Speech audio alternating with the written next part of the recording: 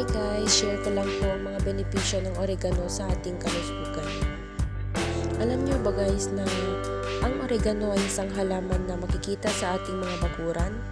Karaniwan itong ginagamit na pampabango dahil sa angking amoy nito at ginagawang pampalasa sa mga lutuin. Itinuturing itong pangmatagalang halaman na karaniwan tumutubo sa mainit na lugar. Tradisyon ng ating mga Pilipino ang paggamit ng oregano bilang alternatibong medisina. Marami itong lunas sa mga karamdaman at nakakatulong ito sa ating kalusugan.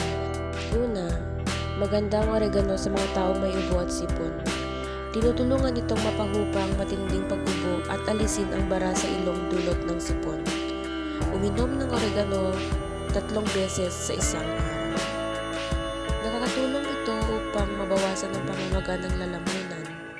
Ito rin ay nagbibigay ginhawa sa taong may hika at chronic bronchitis. Nakakatulong rin ito upang mapalakas ang ating immune system. Mabuti ito sa taong may kabag at nakakatulong sa panunaw ng ating tiyan.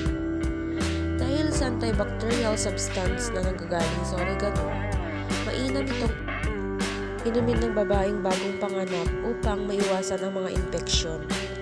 Tinutulungan itong makabilis ang sirkulasyon ng dugo at para naman sa mga babae, nagbigay ginhawa ito dahilan ng dysmenorrhea o sakit sa puso.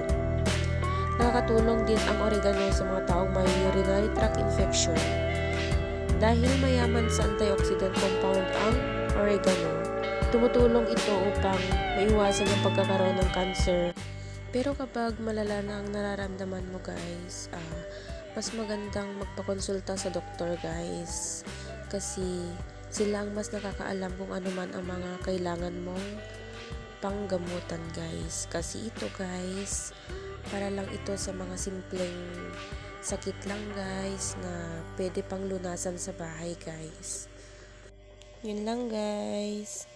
Sana may natutunan din kayo. Dun sa mga may nakakaalam pa kung ano pa yung mga iba't iba pang benepisyo ng oregano guys na hindi ko nasabi. Pwede kang mag-comment sa comment section guys. Thank you!